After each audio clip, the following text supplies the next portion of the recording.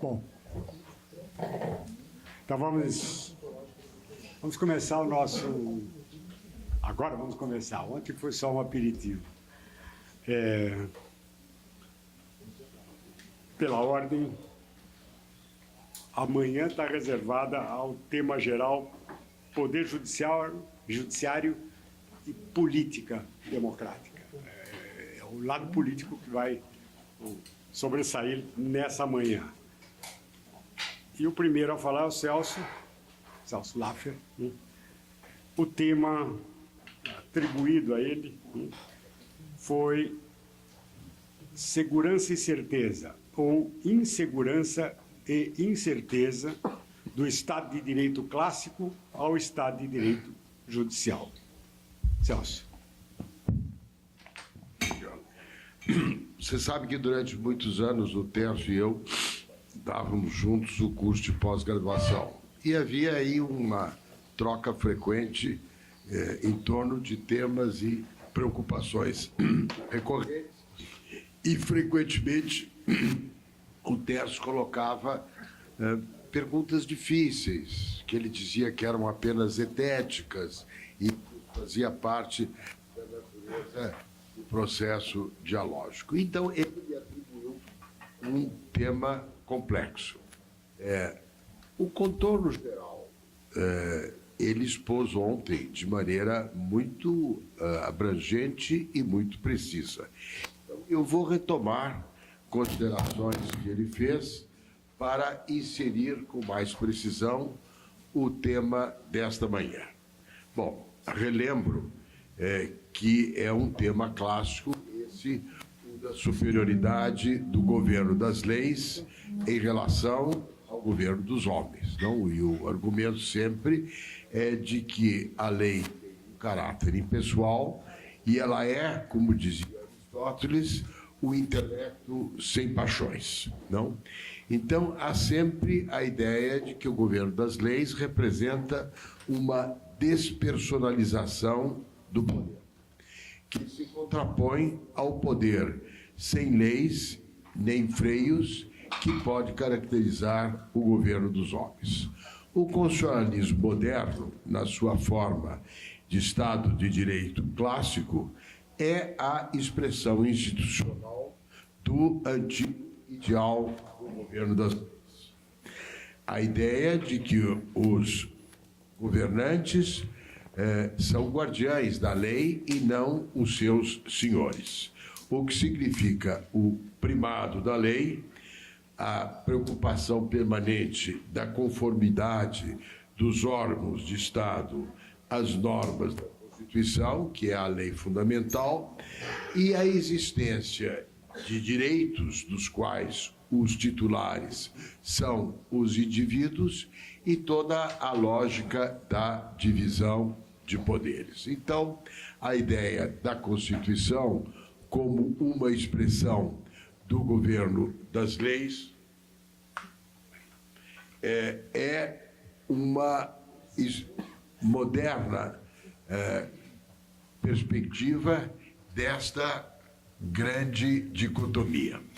A Declaração dos Direitos Humanos e do Cidadão de 1789, a Declaração Francesa, dizia no artigo 16: toda sociedade na qual a garantia dos direitos não é assegurada, nem a separação dos poderes determinado, não tem Constituição. Quer dizer, o constitucional, segundo a declaração, é isto: a separação de poderes e a declaração de direitos. E é o que aparece no artigo 178 da Constituição Brasileira do Império, de 1824, que diz: é só constitucional o que diz respeito aos limites e atribuições respectivas dos poderes políticos e aos direitos políticos individuais dos cidadãos. Então, esta é a perspectiva do Estado de Direito clássico. E quais são os mecanismos de controle da vigência do governo das leis no Estado de Direito clássico? Bom, primeiro, a ideia do due process, não? Que é algo que nós herdamos da experiência anglo-americana.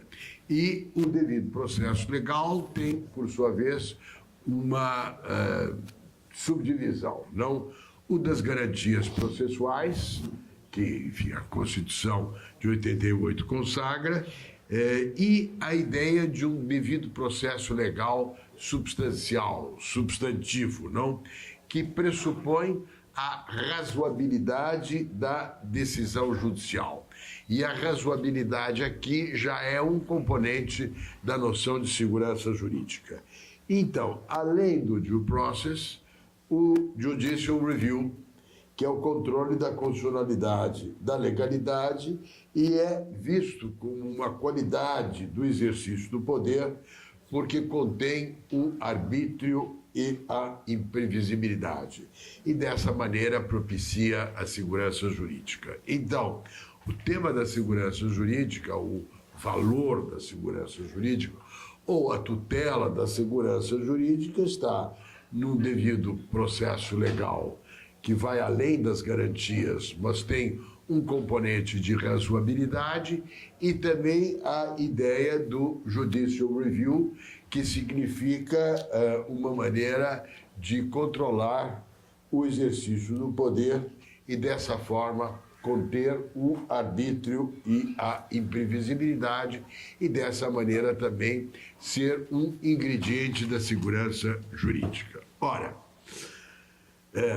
se nós olharmos isto numa perspectiva mais moderna, mais contemporânea, lembramos, enfim, que existe a pirâmide escalonada de normas, que é a grande contribuição de Kelsen à estrutura do direito, e a ideia de que essa pirâmide escalonada de normas tem a característica de um ordenamento jurídico.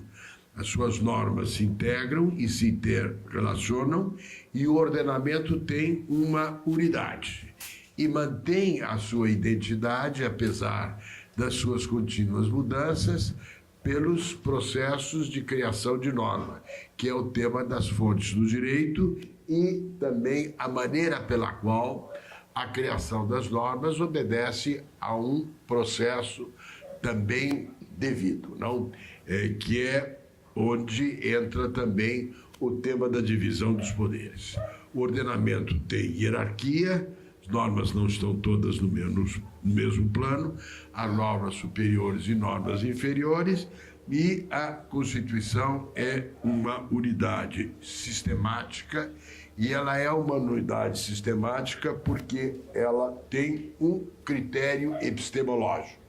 Eu aqui estou recorrendo ao Bobbio.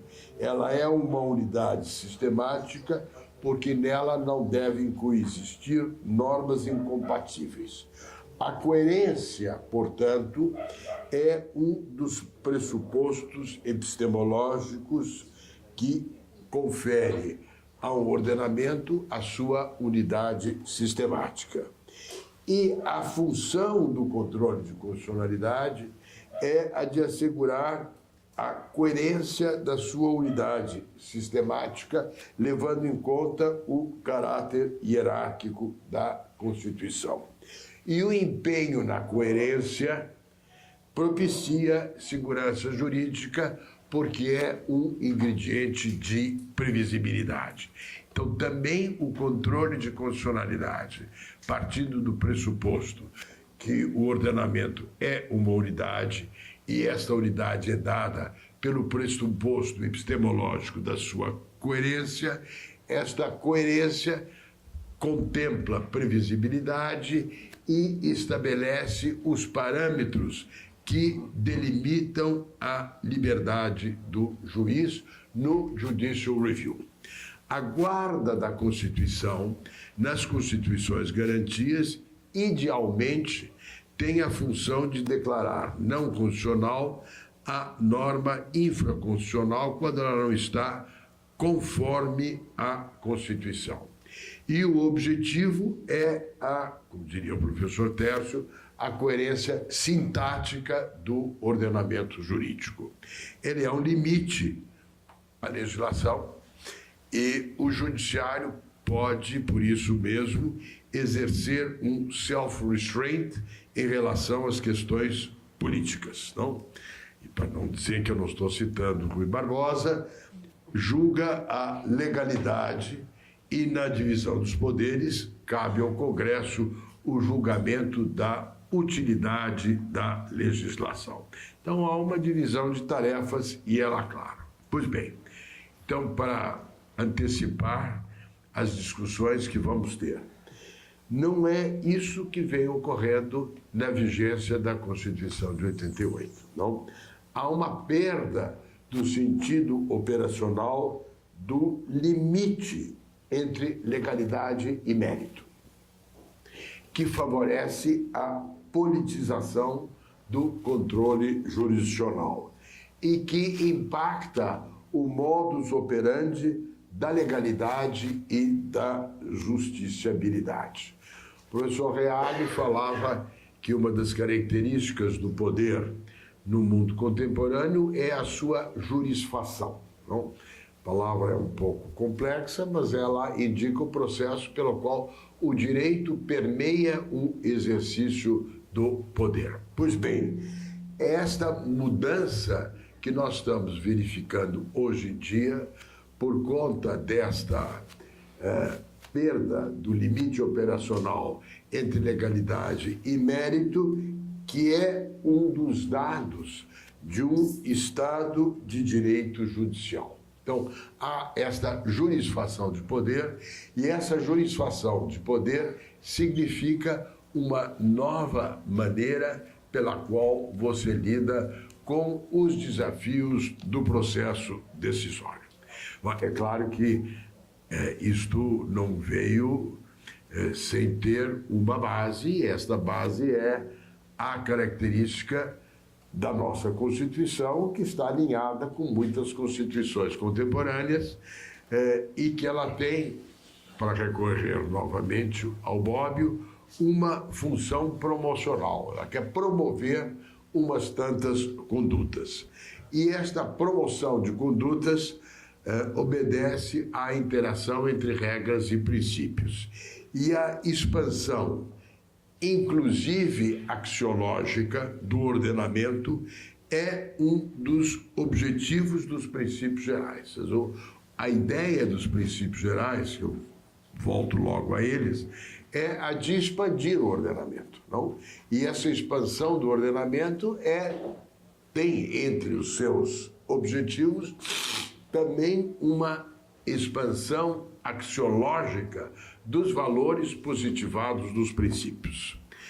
Pois bem, esta maneira de estruturar a Constituição vai além da clássica função de proibir e permitir, que é dada pelas regras que proporcionam critérios específicos sobre como devemos, não devemos ou podemos atuar em determinadas situações. A regra e o que ela estabelece é um elemento de segurança jurídica, não é o que ocorre com os princípios que, em contraste, proporcionam critérios para tomar uma posição diante de situações concretas que, no entanto, a priori são indeterminadas e só adquirem significado operativo no momento da sua aplicação. Além do problema das antinomias que existem entre os princípios no momento da sua aplicação, existe também o desafio da interação entre regras e princípios, que é, hoje em dia, parte desse processo da constitucionalização de todo o direito. Não? A ideia de que todo o direito está permeado pela Constituição leva a uma sopra-interpretazione constitucional, como diz o Guastini, que é um estudioso desses fenômenos. Bom, daí, na aplicação do direito, uma significativa ampliação do escopo da interpretação e, por via de consequência, a ampliação da insegurança jurídica. Você não tem muita capacidade de prever qual é a dinâmica dos processos de interpretação. O Teófilo Cavalcante, que foi um professor que faleceu jovem na faculdade e que escreveu sobre segurança jurídica, diz que um direito incerto é um direito injusto. E o Humberto Ávila, no grande livro que ele escreveu sobre segurança jurídica, atribui um relevo hierárquico ao princípio da segurança jurídica como a norma das normas. E aí interpreto eu, Humberto Ávila, a ideia da segurança jurídica como um princípio ordenador de todos os demais princípios é o que dá a identidade própria de um governo das leis. No entanto, hoje em dia, e com isso vou concluindo, se nós olharmos o processo decisório das interpretações, como diria o nosso ilustre professor Tércio, há muita semântica, há muita pragmática e há menos sintaxe nas decisões judiciais. Quer dizer, a preocupação com coerência, que é o que caracteriza a preocupação da dogmática jurídica baseada na sintaxe, é a que menos permeia, hoje em dia, o processo decisório judicial. Daí a ampliação do poder dos juízes e o risco do arbítrio, não? Naquilo que o Luhmann chama a legitimação pelo procedimento. Uma legitimação pelo procedimento sem checks and balances, não? Então, acho que este é um tema que cabe refletir, não? É um tema clássico de qui custodes, ipsus custodes, na guarda da Constituição. Agora, naturalmente, como professor de filosofia do direito, o que me cabe é levantar as dúvidas e as perguntas e não dar as respostas, porque era isso que nós fazíamos em aula, de maneira que, enfim, não me peçam algo que vai além. Mas eu faria 2 ou 3 perguntas, para voltar ao Tércio e ao Vivem, de natureza zetética, ou seja, daquelas perguntas que continuam animando a discussão. Esse decisionismo é arbitrário? E provocando ainda mais. Estamos de volta a Carl Schmitt em moldes contemporâneos, não? A guarda da Constituição, hoje em dia, é ou não é, ao contrário do que esperava Kelsen, uma expressão de decisionismo, não? Onde o que prevalece é mais a exceção do que a normalidade, não? Que é, enfim, como nós poderíamos, enfim, em poucas palavras, colocar esta aspiração do Carl Schmitt.